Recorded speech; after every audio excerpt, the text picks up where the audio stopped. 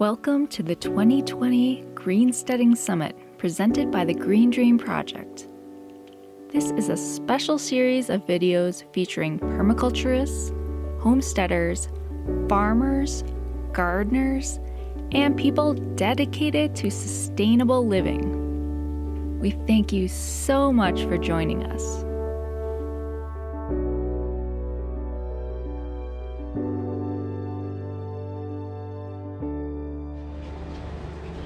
Hello everybody, welcome to my YouTube channel.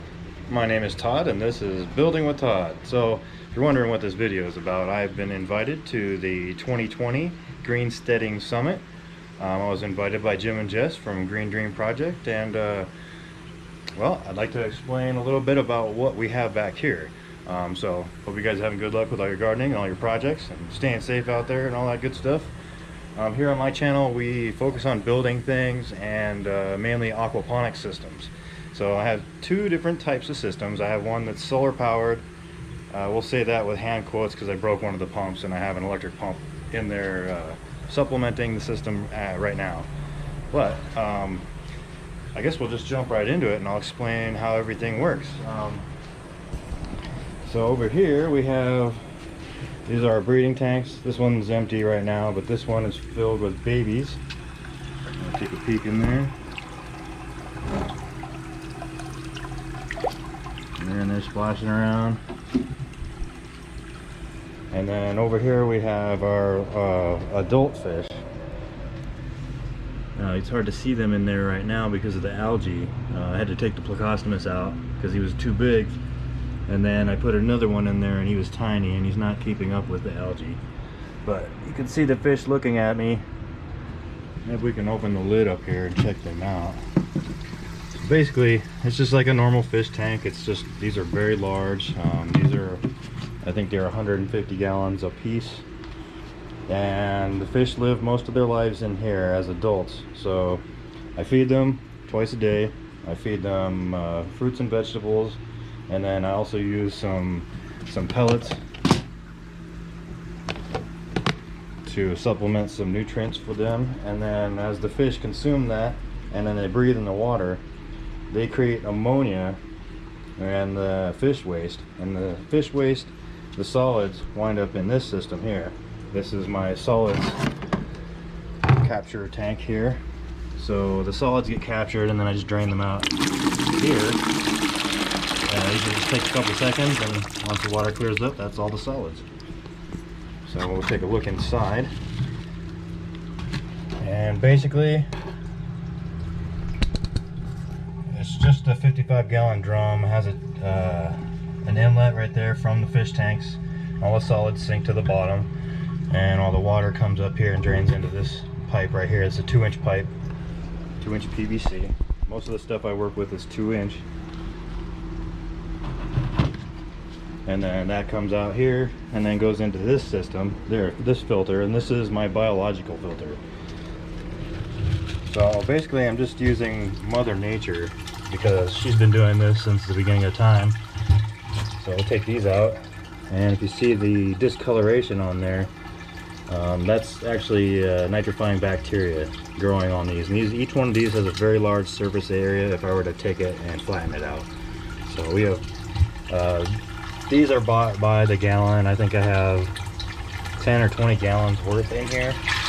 And then about once every 2 months I'll drain this whole thing out and then look in there, because these two tanks, they also filter out the baby fish. So when the fish are reproducing in here, they wind up getting sucked up the solid lifting overflow here, which is knocked off right now because the fish are in there being jerks.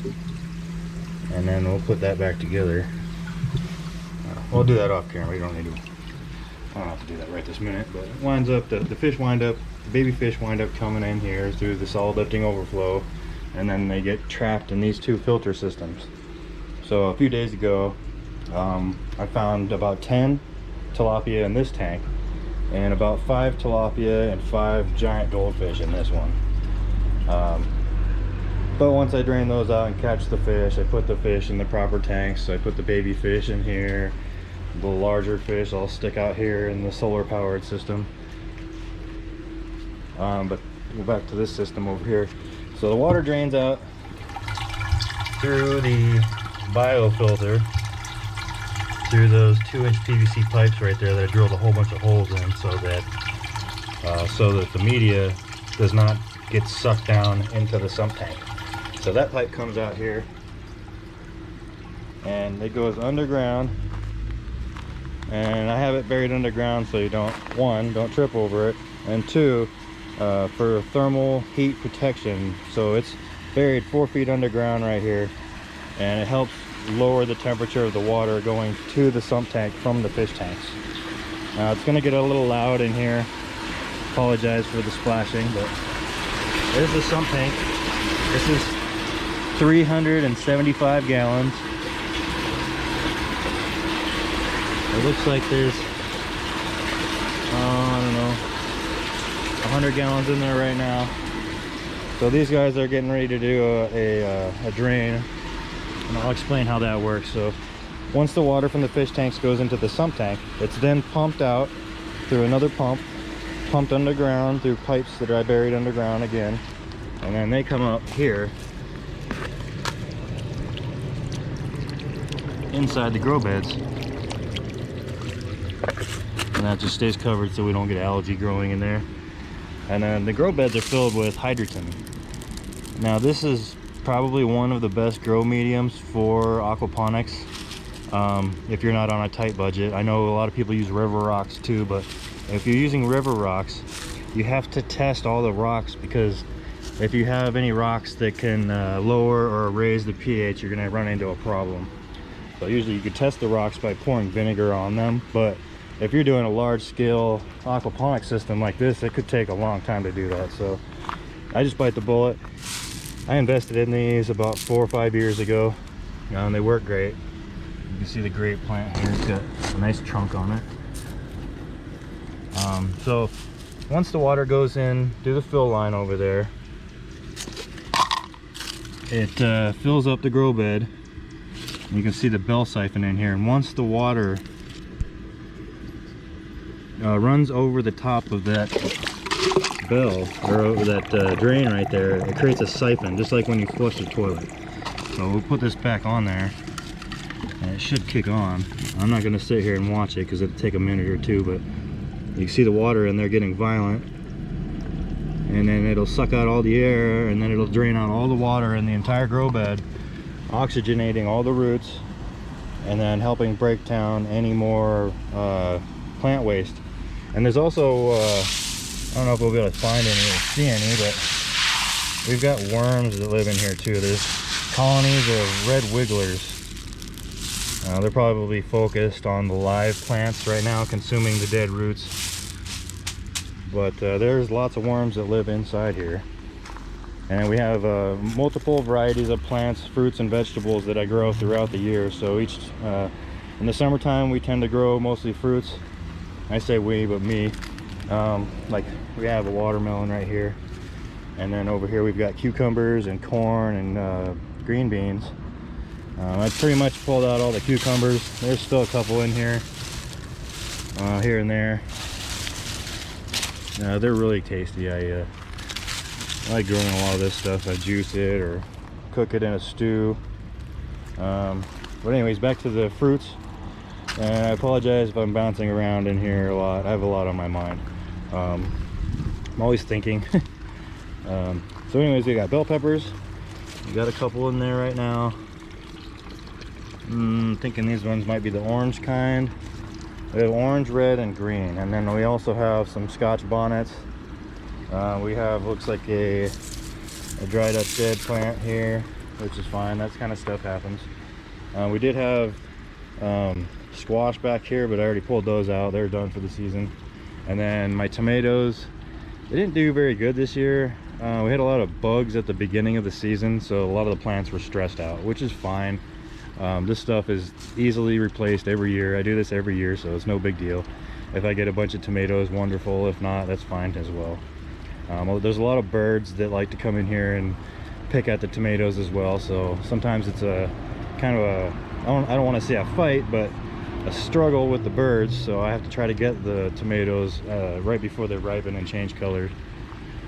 but I also don't mind sharing with the birds. I mean, I have to share the space that I live in with other animals. We have rabbits and other things back here, and then we have this massive grapevine. Let's see, this system over here, this is a purely floating raft system, so the only grow media that's in here would be located in these 3-inch net cups that I have. So if we pull this open and look underneath, it's literally just water and then roots from the plants. So if I pull this guy out, you'll see the root system. I'm not going to pull it all the way out because I'm doing this one-handed, and sometimes it's hard to get the roots to go back where they came from. And then this, I'll clean this out once a year. It will develop a layer of sludge in the bottom. I'm sure the grow beds need to be cleaned out too, but so far it's so good. I haven't had any anaerobic zones or dead areas like that. Yeah, I think that's about it for over here. I mean, I had some other talking points, but they slipped my mind. And I didn't want to get into the complete science about this because sometimes that's confusing.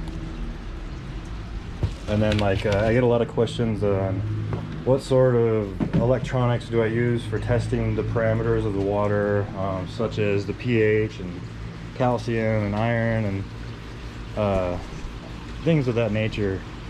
I don't waste my time doing any of that stuff anymore, because once you start fiddling with the pH, then you have accidents, because you could add acid to the water, and during the daytime the pH might be pretty high, but at nighttime it could drop again because of the temperature, and if you add acid to it, it could spike it and then damage the fish, damage the gills on the fish.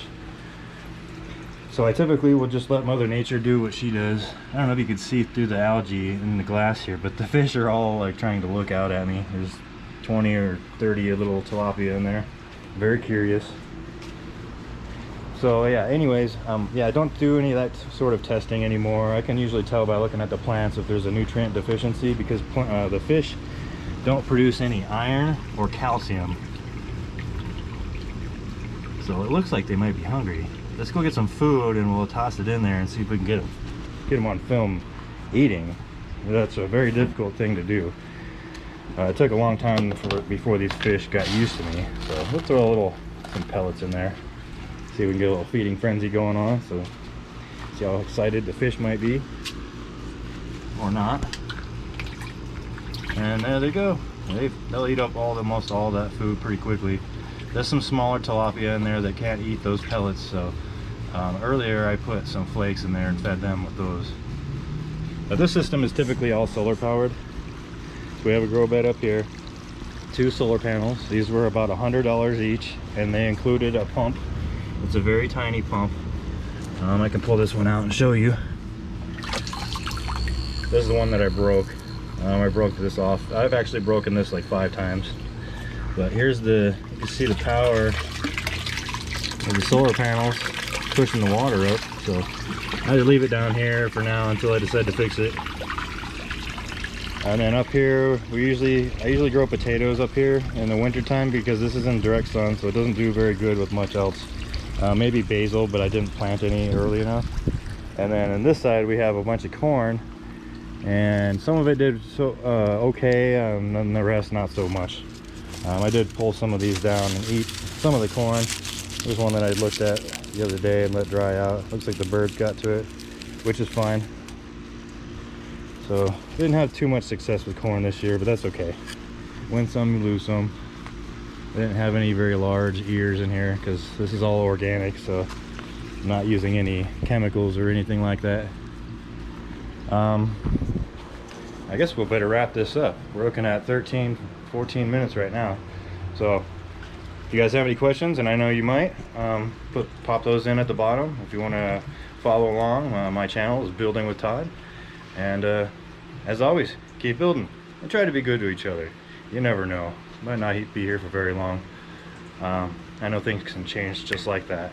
And then in our modern times, things are very difficult and different right now, so you know, look after your neighbors, and a smile goes a long way. Take care, you guys.